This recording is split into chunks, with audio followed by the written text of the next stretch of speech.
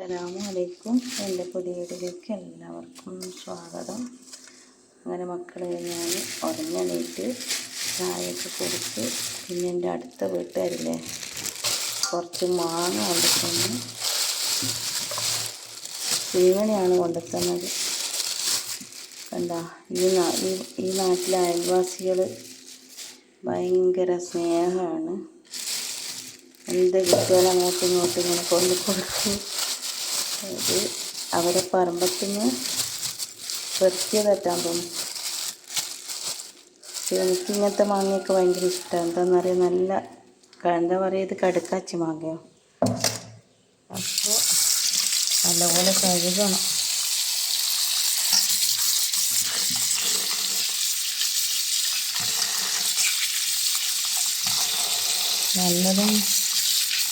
നല്ലത് നോക്കിയിട്ട് എടുക്കാം. എല്ലാം നല്ല പഴുത്തത്. എനിക്ക് നല്ല മണമാണ് അറിയും. മാങ്ങക്ക് നല്ല മധുരമാണ്. അതുപോലെ ചോറ് ഉണ്ടാക്കണ്ടെന്ന് പറഞ്ഞിട്ട് അടുത്ത വീട്ടിൽ ഓലെന്തെങ്കിലും പിന്നെ പ്രത്യേകിച്ചിട്ട് എന്തെങ്കിലും ആക്കുമ്പോൾ ഇതുപോലെ എനിക്ക് കൊണ്ടുത്തരും. ഞാനും അങ്ങനെ തന്നെ. ഞാനെന്തെങ്കിലും ബിരിയാണിയോ സ്പെഷ്യലായിട്ട് എന്തെങ്കിലും ആക്കുമ്പോൾ ഞാനും അങ്ങനെ കൊണ്ടു കൊടുക്കും. അപ്പോൾ ഇന്ന് എനിക്ക് മോൾക്കും ചോറൊന്നും ഉണ്ടാക്കണ്ട, ഈ ചോറ് മതി. മച്ചിപ്പൂസാണ് നല്ല. അപ്പോൾ ഗായ്സ്, നമ്മളിപ്പോൾ ചെറിയൊരു കുളിയൊക്കെ കഴിഞ്ഞ് ഞാനും ഉമ്മയും കൂടി നടക്കാൻ ഇറങ്ങിയിട്ടുള്ളത്. Guys mummy. അപ്പോൾ നമ്മളിപ്പോൾ കൊടും കാട്ടിലാണുള്ളത്. നിങ്ങൾക്ക് കാണിച്ചു തരാം. ഇതങ്ങനെ ബാക്ക് ക്യാമറ ഇങ്ങനെ കാണുമ്പോൾ നിങ്ങൾ വിചാരിക്കും നമ്മൾ വേറെ എവിടെയോ പോയതാ വലിയ കാട്ടിലൊക്കെ ഉള്ളതെന്ന്. സത്യം പറയുന്നത് നമ്മളെ വീട്ടിൻ്റെ പരിസരമാണ്. നല്ല മനോഹരമായ കാടുകളാണ് ഇവിടെ ഉള്ളത്. നല്ല മനോഹരമാണ്. തണലാണ്. വാഴകളും തെങ്ങും തോപ്പുകളും ചക്കകളും കിഴങ്ങ് മരങ്ങളും എല്ലാം ഉണ്ട് ഇവിടെ. കുറുക്കനും മതി, ഓവറാക്കണ്ട, മതി, അത്ര മതി. ഇതാണ് മഞ്ഞച്ചോല. അത് വിഷുക്കണിയാ. അത് വിഷുക്കണിയേനോ? വിഷുക്കണി ഇതാണല്ലേ? അപ്പൊ ഇത് വിഷുവിന്റെ കാലത്ത് മാത്രമേ ഉണ്ടാവുള്ളൂ? വിഷു വന്നപ്പോ അത് കൂട്ട് അങ്ങനൊക്കെ ഉണ്ട്. ഇതാണ് വിഷുക്കണി. പഠിച്ചിട്ടൊന്നും ഒരു കാര്യമില്ല. പിന്നെ വിഷുക്കണി വരുന്നതല്ലേ കോളേജിലെല്ലാം പഠിപ്പിക്കുന്നത്. ചക്ക കാണിച്ചോ. ഗൈസ്, ഇതാണ് ചക്ക. എത്രയാ ചക്ക. കണ്ണു വെക്കില്ല. ഇതാ ഇപ്പുറത്തെല്ലാം. നബിസ്തനോട് ഇനിയും കൊണ്ടുത്തരാൻ പറ. ചക്ക വേണമെങ്കിൽ ഈ നാട്ടിൽ വന്നാൽ മതി. ഇഷ്ടം പോലെ ചക്ക കിട്ടും. യെസ്, കുറ്റിയാടി.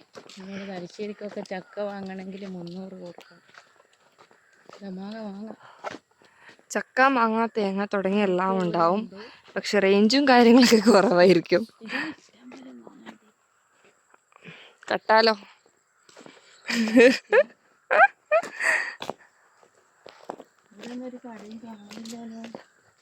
കടയിലും കുറേ നടക്കണം മോളെ. ഉമ്മ ഞാൻ നടക്കാൻ വേണ്ടി ഇറക്കിയതാണ്. സത്യം പറ കുറേ ദൂരമുണ്ട്. പോകുന്ന വഴിക്കെല്ലാം കലം പൊട്ടു. ഇവിടെ ഏതോ ഒരു മൂടിനൊരു വീഡിയോ എടുത്തിട്ട് നടക്കുന്നതാണ് കേട്ടോ. വീഡിയോ എടുത്തു തരാനും വരൂല, സപ്പോർട്ടും ചെയ്യൂല, പിടിക്കോ ഇല്ല. ഇപ്പം തന്നെ എൻ്റെ കൈവേദന എടുക്കുന്നുണ്ട്. മതിയായി. അങ്ങനത്തെ ആളാണ് ഇവള്. എന്നാ കട്ടാക്ക്. അങ്ങനെ ഞങ്ങൾ നടക്കാൻ വന്ന് തിരിച്ചു പോകുമ്പം പാലും പഴവും മുട്ടൊക്കെ വാങ്ങി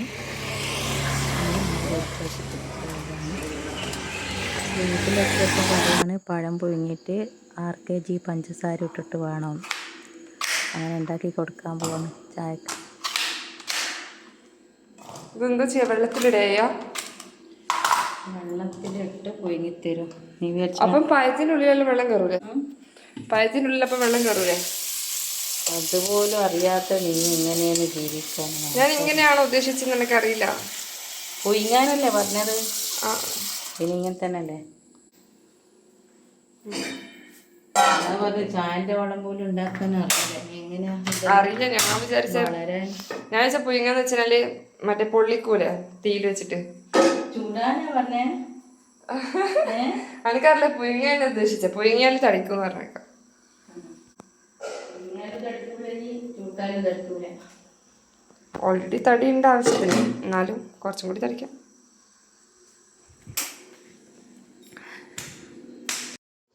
അപ്പോൾ കൂട്ടുകാരെ, ഇതൊക്കെ തന്നെയാണ് ഇന്നത്തെ വീഡിയോ. എന്നെ സപ്പോർട്ട് ചെയ്യുന്ന എല്ലാവരോടും ഒരുപാട് സന്തോഷമുണ്ട്, ഒരുപാട് നന്ദിയുണ്ട്. പുതിയ കൂട്ടുകാരൊക്കെ ഒന്ന് സബ്സ്ക്രൈബ് ചെയ്യണം, ലൈക്ക് ചെയ്യണം. ഇനി ഞാനും മോളും അടുത്ത വീഡിയോ ആയിട്ട് വീണ്ടും വരും. ഞങ്ങളിനി ചായ കുടിക്കാൻ പോവാണ്. Thank you. ഇത് ചെറുതായിട്ട് മുറിക്ക്.